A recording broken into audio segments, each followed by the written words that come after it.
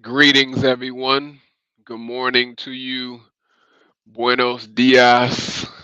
Thank you all for rocking with us for this presentation this morning. I'm so sorry I couldn't be there in person in sunny Florida in Orlando. But we're still going to enjoy the presentation this morning. I'm going to be your presenter, Julian Smartrimple. I'm based here in Atlanta, Georgia. And today we're going to be talking about when it comes to our youth, connecting the dots, developing youth through multiculturalism and cultural competence. And so I'm going to go ahead and slide on to the left of the presentation. But thank you all for coming to today's and this morning's session. I'm an educator. I'm also a professional speaker and a coach slash consultant here in the Atlanta, Georgia area. A little bit about my background. I've worked with youth internationally and here domestically in the U.S., from inner city schools to suburban schools, and then even on the international scene. I've been an educator in Seoul, South Korea, teaching English over there. And I've also taught in Liberia, Monrovia, Liberia, and West Africa, and even I'm looking to go back to Asia very shortly to teach some of the youth on the university and college level over either in Asia or potentially the Middle East. And so I have a passion for multiculturalism. I have a passion and also a mission and a purpose that deals with cultural competency. And so we're going to be diving in to a few key jewels, as I like to call, that I list in any presentation that I give, some smart jewels of wisdom, so that you can take with you all for the rest of your time serving youth, because we all are called in any shape or fashion that you've come to this conference as a servant of youth, as a leader of youth, as a youth development professional. We applaud your efforts and thank you for your service in serving our youth, because without us, who will they have in order to lead them into the next generation? And so I'm Julian Smartrimple, and let's go ahead and get started, you all. And so for today's presentation, we do have some quick objectives that I wanted to make sure that you can see. We will be learning how to understand what cultural competency is and how it relates to youth development, both inside and outside the classroom. We'll also be recognizing how their own cultural competence can positively or negatively impact the youth that you are serving. And then we'll finally identify how you can better embrace multiculturalism and cultural competence with yourselves and also in your youth development programming. And so, no matter if you're just serving youth as a newbie or if you're a veteran OG, triple OG, as I like to call them, a lot of the veteran OGs that have been serving for years, you will, of course, be able to learn something from today's presentation. And so, these are our key objectives for today, our key jewels. And so if I was with you in person, I'm always someone that likes to keep competition up and running with any of the groups or the audiences that I present to. And so we're going to do a short icebreaker.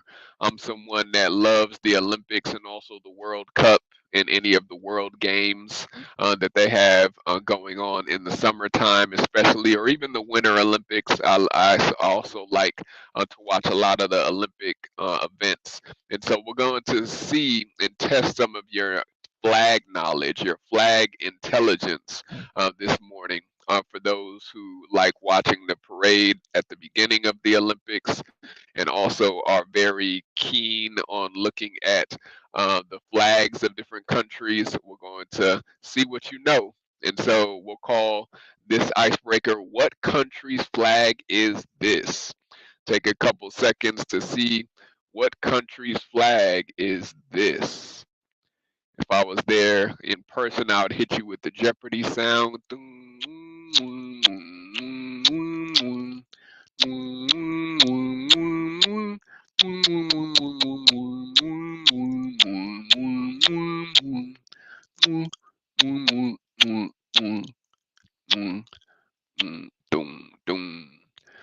see, of course, the crescent moon with the star. And so let's see if you know where this country is that this flag represents. This is Algeria, ladies and gentlemen, kings and queens. Algeria has the bright green and the bright white to separate the left versus the right side of their flag. And again, they have the crescent moon. For those who are of the Islamic faith, you should know that most of the countries that have this type of moon crescent with the star typically are going to be majority Islamic practicing countries or locations. And so definitely pay attention to some of these other flags to see if you see anything similar. So this first one is Algeria. What about this flag? This is a bright and shining, all up close and personal in your face type of flag that definitely stands out. And so it separates itself from other flags that we've seen that may be boring or maybe dry. But what flag do you think this is? If you are from the Caribbean, preferably, you may have seen this flag before. My family is by way of Trinidad and Tobago. I forgot to mention, but I was born in Oakland, but my family background is from TNT, the great and illustrious island of Trinidad and Tobago. But what flag is this, you all? Let's take a look. Take a couple seconds to get your last guesses in. Let's see what flag you put for this one. This one is actually from Antigua and Barbuda. So Antigua and Barbuda, if you've been to this part of the Caribbean, you should know that this is a beautiful island. If you are an island boy or an island gal, you, I'm sure, would love the crystal clear water in Antigua and also the beautiful beverages and food, fresh seafood that you can eat in Antigua. And so shout out to Antigua. Let's see what some other flags we may be able to guess. Ooh, this is a beautiful flag too. It has the red, yellow, and green stripes, and with the star in the middle of the red. So, what flag, ladies and gentlemen, do you think this is?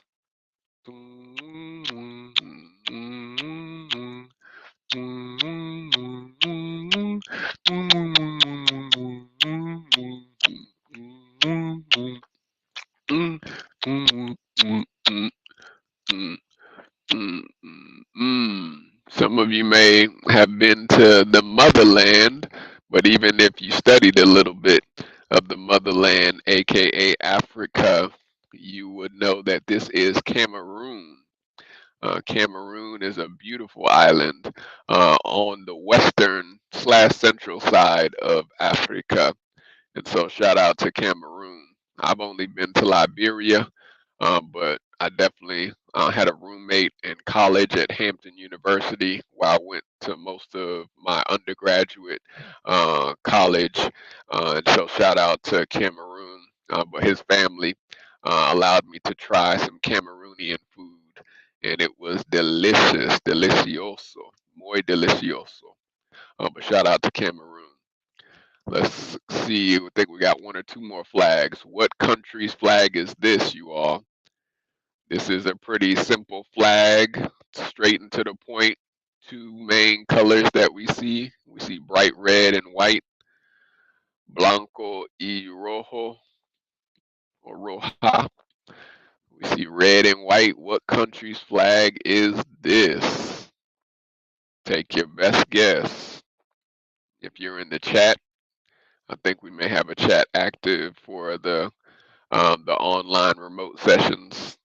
Put in the chat, what is your guess for this country's flag? 5, 4, 3, 2, 1. Hong Kong. Hong Kong is this flag right here. It stands out, you all.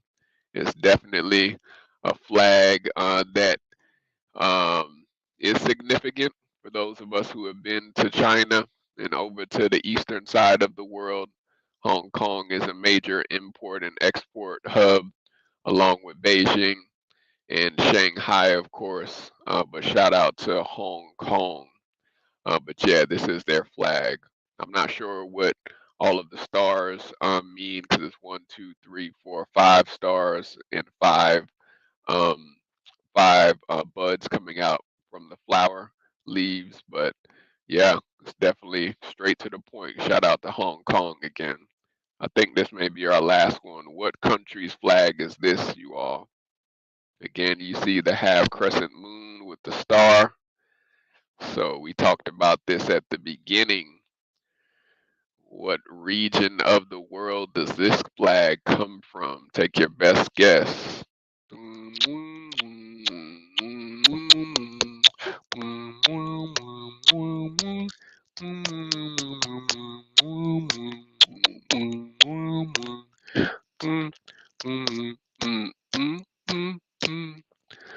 Boom, boom. This flag comes from Pakistan. Pakistan. Most of us who are veterans, shout out to our veterans. I know we just celebrated July 4th and also previously Memorial Day, but most of us who are veterans or have family that are in world affairs, or even if you just pay attention to a lot of the news updates, you would know that this is Pakistan. So again, we see the half crescent with the star. So I'm almost positive that this is a majority Islamic country, which we all should know. But definitely this is Pakistan. Shout out to all the Pakistanis. So as that was just to get the ice breaking going for this morning, to get our mind rolling and to get our thoughts fluid as we start the presentation. But what do we see culture is? We see that culture is a noun. We see that it also means the beliefs, customs, arts, etc. of a particular society, group, place, or time. And so, good old fashioned Webster told us that it is the beliefs, the customs, the art, and particularly the beliefs, customs, and arts of a particular society, group, place, or time. And so we have a beautiful tapestry of culture here in the US, just like basically if your family are immigrants, if they are foreigners, if they're not from the US of A, you also potentially grew up in a different form of culture, even though you may have been born here in the States or outside of the US, whether we want to admit it to ourselves or not, because your family upbringing was definitely different from my family upbringing, no matter what our nationality or even our particular ethnic group is. And so we all need to know what the definition of culture is as we start along this journey this morning. And so I'm going to be asking some open-ended questions and also some breakout questions. But if you're able to type in the chat, what would you say is cultural competence and how does it impact education and youth development? And so for the educators, for the youth development professionals, for the admin leaders that work with youth or education, what is cultural competence to you? And how does it impact education and youth development? Think about it. Type it in the chat. If we were to think, what does it mean to make an impact with cultural competence in the youth that we serve or even in education? If I had to think about what is cultural competence, I would mainly break it down, as we'll dive into shortly, that you have to literally be competent with different cultures. You cannot be ignorant. You cannot be backwards, as I like to even say. You cannot be foolish. You have to be competent. And so when it comes to our youth, again, they're not all Americans. They're not all from the South. where I grew up at, they may not even be raised with the same religious beliefs or traditions that you were raised with. And so we have to be culturally competent, you all. And so let's keep that in mind as we keep rolling. So, cultural competence. This also is defined as the ability to understand the within group differences that make each student unique while celebrating the between group variations that make our country a tapestry. And so, shout out to all of the ladies, all the queens. You see that there are three different shades of queens and ladies at the bottom, but we need to celebrate each other's differences more than we ridicule or scorn or even degrade. We know it's a lot of things that are happening on social media right now, all across the globe, but particularly here in the US. But we all are different. We all come from different shades. Everybody that is a black person is not blackety black. Everybody that is an Asian does not all speak Chinese. Everybody that is even white or Caucasian is not always going to be from Europe. Even the Hispanics or Latino or Latina population, everybody is not Mexican. I'm tired of hearing that in the South. Shout out to all my Mexican brethren and sisters. But we all are different. We need to celebrate the variations that make up our country, and specifically even your state that you may live in or that you grew up in, because that is why we should be culturally competent. And so a more diverse population. This is just a quick stat.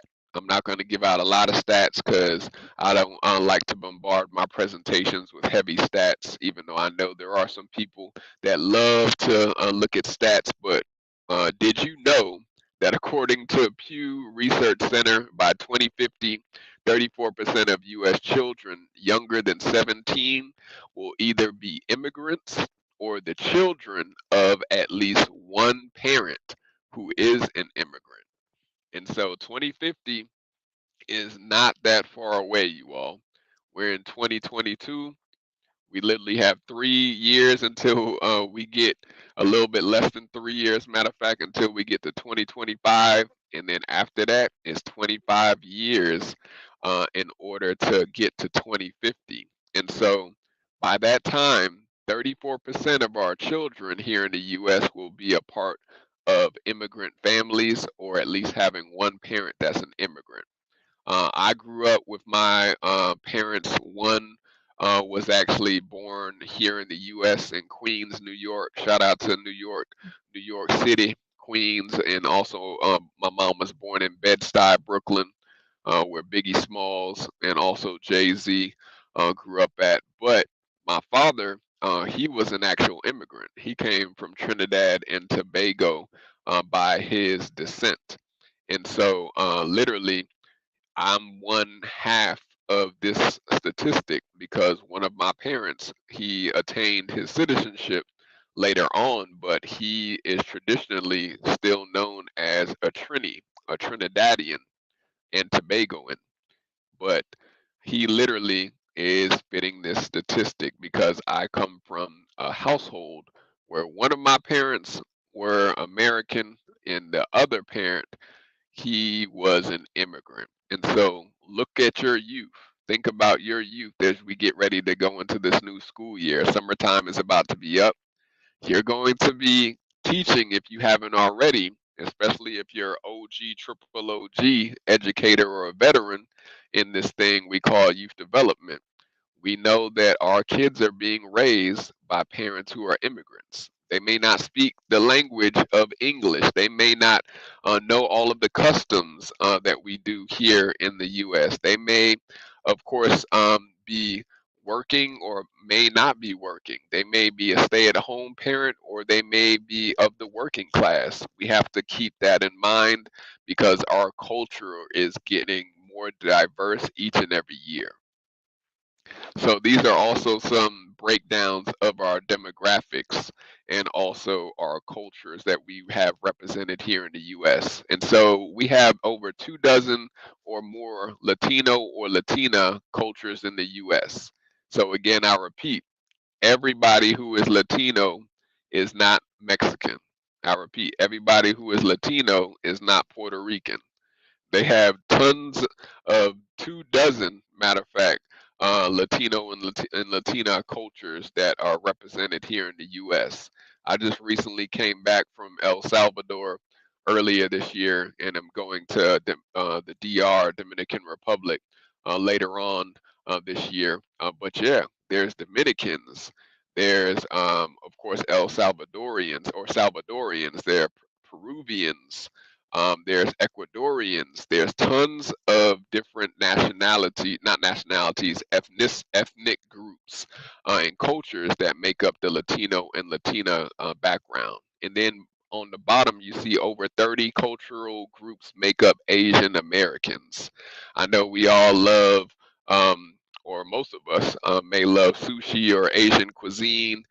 You may love Korean steakhouse, or you may love to go to Japanese style restaurants. I know they're very popular here in Atlanta, in Beaufort, Georgia, Beaufort Highway, which is what we have in Gwinnett County, one of the most top 2 or top 3 diverse counties in the U.S. But there's over 30 cultural groups. Everybody does not speak Chinese that looks Asian. Everybody is not Japanese or Korean that speaks Asian. There's tons of beautiful countries that are all on the eastern side of the world that make up Asian culture. Not even just in Asia. There's tons of Asians that I've come across that actually live in Africa. They live in even Australia. They live in Antarctica. And so over 30, you all keep that in mind. And it's continuing to grow for the Latino and Latina and the Asian population here in the US. Some of you may even come from a dual household where one of your parents are Asian, or you may be Asian. I can't see you right now, but shout out to all the Asian and Latinos and Latinas that are in our session this morning. We appreciate you rocking with us. But the Black America is made up of descendants of Africans who were brought to the U.S. during slavery, as well as more recent immigrants from a host of Caribbean and African countries. And so, everybody, although we may be blackety black during Juneteenth that we just celebrated recently this summer, or even during Black History Month, every black person is not the same. We are not all monolithic. We all may have the fros, the twist, the locks, the dreads. Even some of us may have the buzz cuts, but we all are different. My family is Caribbean by way of West Africa. We even traced our DNA back to Liberia and Sierra Leone, where some of our original heritage comes from. But I was raised in a Caribbean household. I wasn't raised like a typical black family that is here in the South, growing up in Georgia, ATL Georgia, shouted.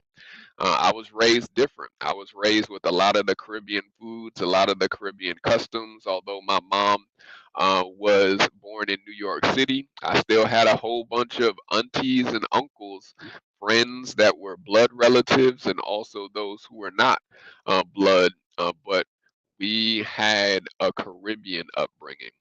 So, how were you raised, especially for those who are Black Americans here in our session this morning?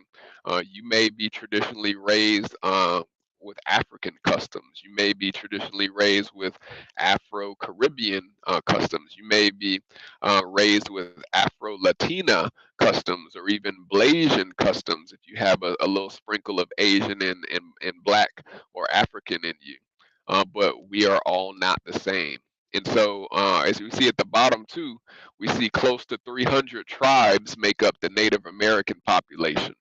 And so, shout out to all the true inhabitants of the U.S. Soil, the Native and Native Americans that we have. There are over 300 tribes. There's tons here in the South, especially from Choctaw to Muskegee to um, um, Seminole, especially in the Florida going up to the Georgia. I almost forgot Cherokee, especially the Cherokee Nation here in Georgia. But there's over 300, you all. So even though we may think that we all look the same, for those who may be Indian, I have West Indian in me too from being a part of the Caribbean, but there's 300 tribes, you all. Think about that.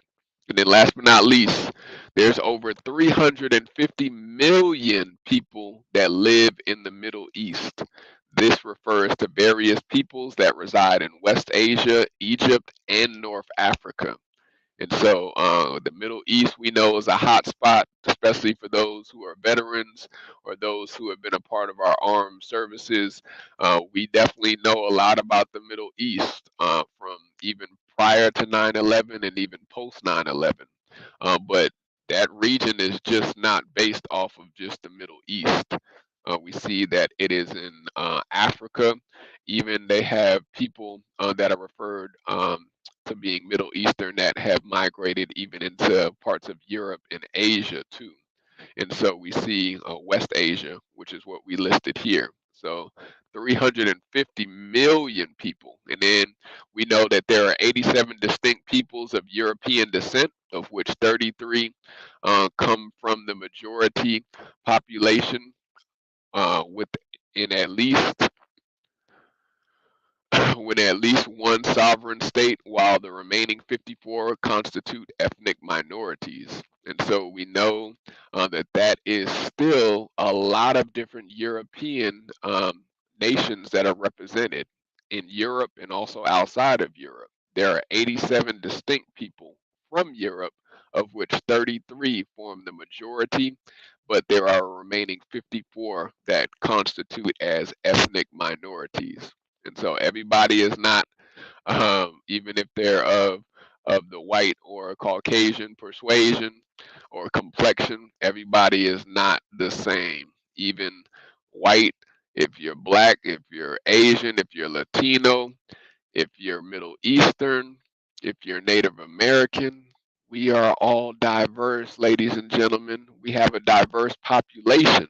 And so, pop discussion roundtable question again is, how can my cultural competence help or hurt the youth that I serve? How do you think your cultural competence can help or hurt the youth that we are serving? Can it advance the youth? Can it hurt the youth? Think about it. How can they help or hurt the youth that we serve? A lot of times, if we're not culturally competent, as I said at the beginning, you may give some ignorant comments, some ignorant statements, which can scorn, which can set back our youth. And so you want to be able to help and serve the youth, not hurt and demean the youth, which means that we have to look at ourselves and see, are we culturally competent? Are we developing multicultural teaching traits in our classroom, in our programs? And so, whenever we are culturally competent, it increases attendance. Programs that are high in cultural competence are able to incorporate youth ideas and values into activities and structures. Whenever I worked after school with Boys and Girls Clubs of Metro Atlanta and also with Big Brother, Big Sister, whenever we had programs that were revolving around cultural arts festivals, that were revolving around represent your flag days from your country, or tasting different foods from different parts of the world, like International Taste Fest. The youth, they were going to show up. Of course, they're hungry. Of course, they may have wanted to see some of the costumes or some of the guests that we had coming in speaking about these parts of the world or these countries that they represent. But they were active because they were learning about something that they don't typically get to see in school, or that they may never have learned about before in countries or continents on the eastern side of the world. And so think about how you can increase your attendance for after school programs, or if you run summer camps, by incorporating, which is what we'll give some best practices, multicultural and cultural competent activities. And when we understand that our youth come from different backgrounds, we'll be able to, as I said just a second ago, provide inclusive and in high engagement activities where our staff are culturally competent, so our youth are feeling more likely to that you understand their diverse backgrounds. And so our youth know from you tapping into their culture, from you inquiring about their family dynamics, of you incorporating and sprinkling in some smart jewels of some of their culture or some of their background.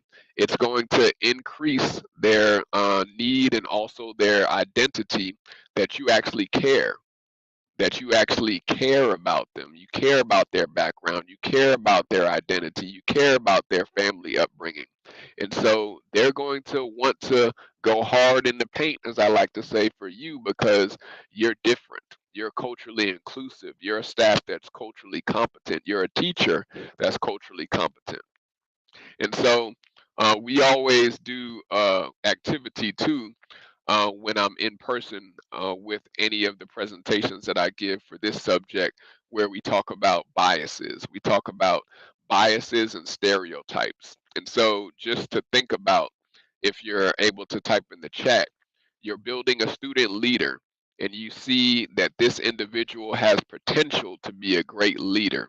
So I want you to describe in the chat, if you can, what would you describe as some of the characteristics, biases, or stereotypes of a Jamaican boy? What are some of the characteristics and biases or stereotypes that you would list for a Mexican girl? Because we're incorporating both men and women, male and female genders. How would you describe the characteristics or biases or stereotypes? How do they dress? What type of foods do they eat? What type of parent engagement or parental guidance do they receive? What type of music may they listen to? Also, what are their study habits or their study skills? These are things I want you to type in or think about for a Jamaican boy, a Mexican girl. What about a Korean girl? I lived and worked in Seoul, South Korea, and Songdong-gu, and I got to see a good amount of Korean culture because I lived with a homestay family and everything in Seoul. And so I got to see a lot of the Korean mindset for their students and their academics that they are breeding and also building up over in Korea. How would you describe an Indian boy? What type of study skills or study habits do they have? What type of clothes do they wear? What type of food do they eat on a regular basis? What holidays? I even forgot to mention, what holidays or traditions or festivals does an Indian boy, a Korean girl, a Mexican girl, or a Jamaican boy? What type of holidays or traditions do they celebrate? And last but not least, a Pakistani Muslim girl. What type of beliefs, religious backgrounds do they follow? Religious beliefs do they follow? Think about the characteristics. Think about the biases, our own personal biases that we may have, and what stereotypes do you see in a Jamaican boy, a Mexican girl, a Korean girl, an Indian boy, and a Pakistani Muslim girl? What type of characteristics, biases, or stereotypes would we imagine if we were building that type of student leader, you all? Think about it. Think about it. And I know we'll probably have some good answers if I was able to see the chat, if I was with you. But this is just an activity that you could even do with some of your staff at staff meetings, or even at leadership meetings, or even amongst your group of students. If you have a diverse group of students, try doing that in building a star leader or a star athlete. How would the students describe those cultural biases, stereotypes, or characteristics? And this ultimately will help you frame how we need to repurpose self identity. When we teach and when we provide a learning atmosphere that is shaping the culture, that is being aware of our own biases and cultural lenses, which is a critical step forward in the right direction, we are going to see our students give more and do more because they are internalizing who am I? How am I supposed to function in this modern day society? How am I able to socialize myself? How am I able to fit in? One of my favorite movies of all time growing up is a classic is Mean Girls because it really shows the tale of how we identify as a culture here in the US with the different subgroups, the different class groups. We all may not be the jocks. We all may not be the plastics. We all may not be the burnouts. We all may not be the cool blacks. We all may not be the nerds.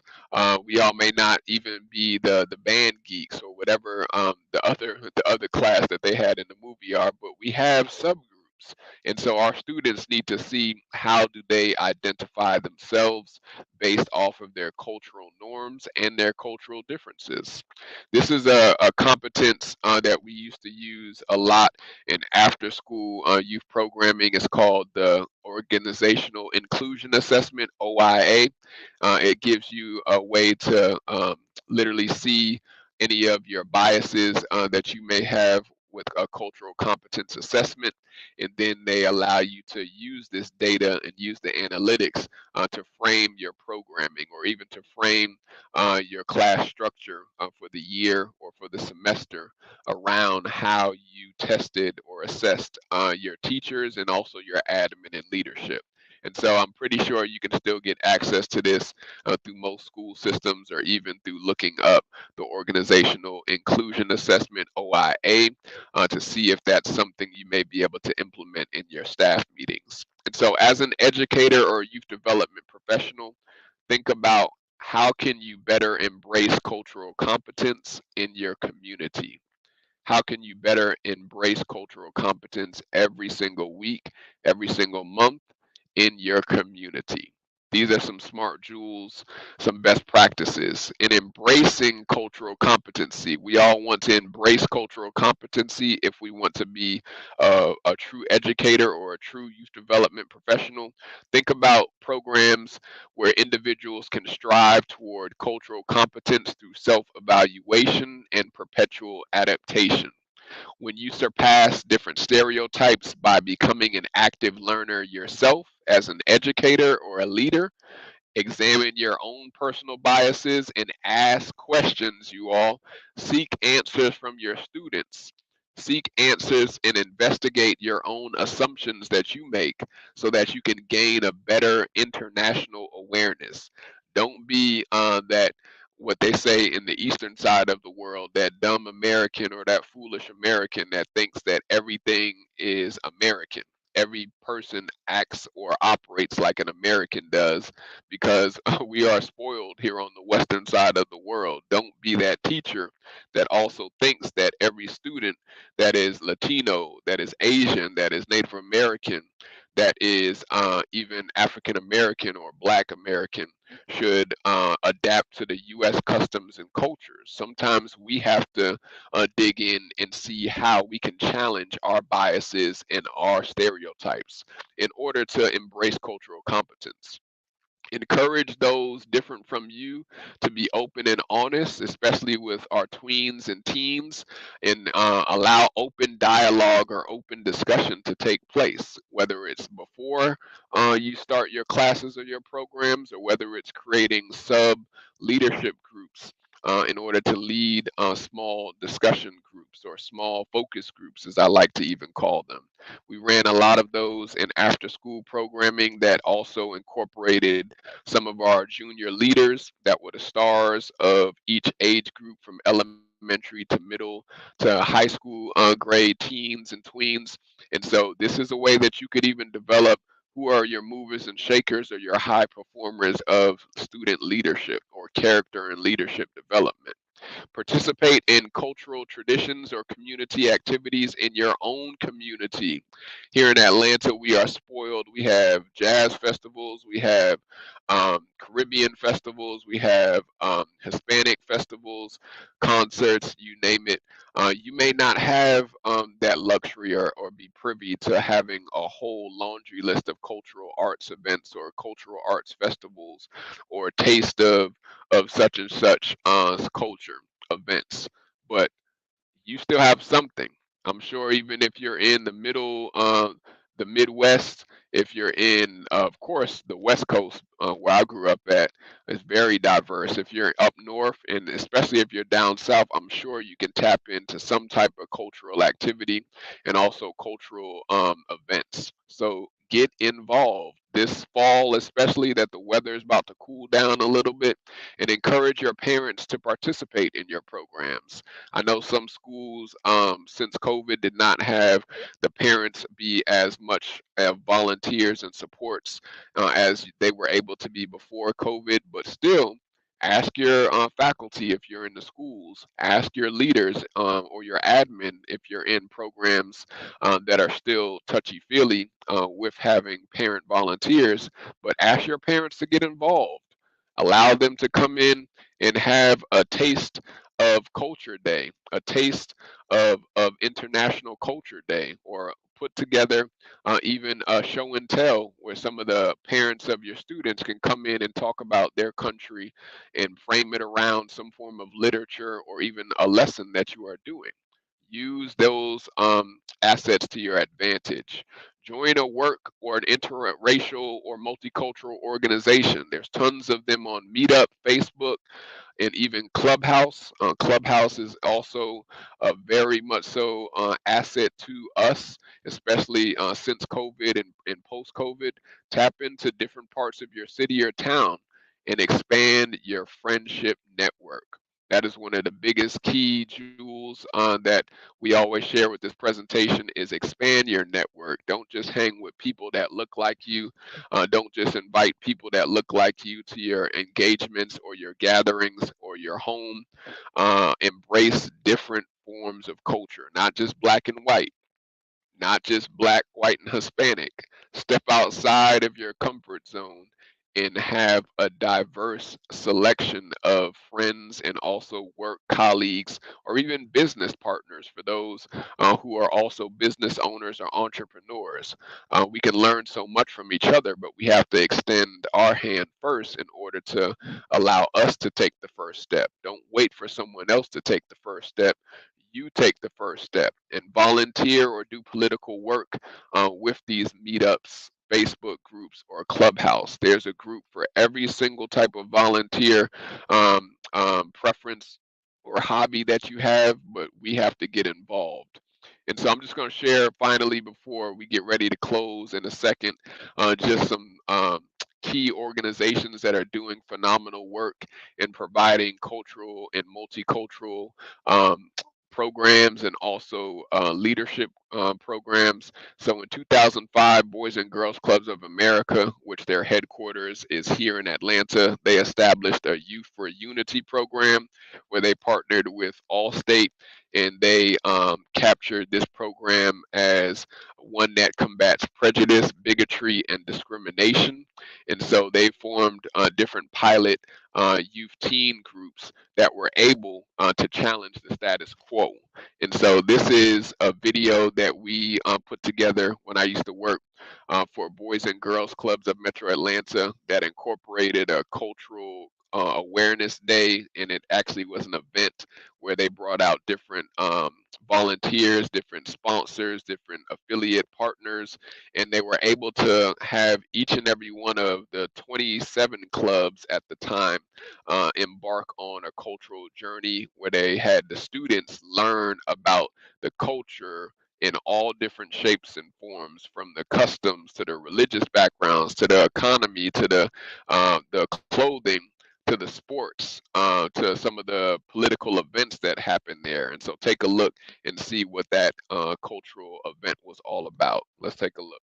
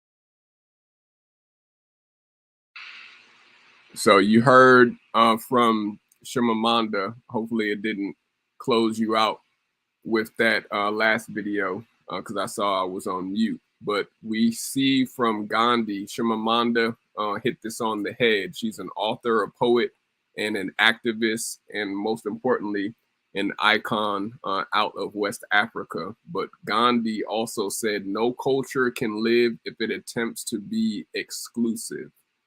Gandhi said again, no culture can live if it attempts to be exclusive.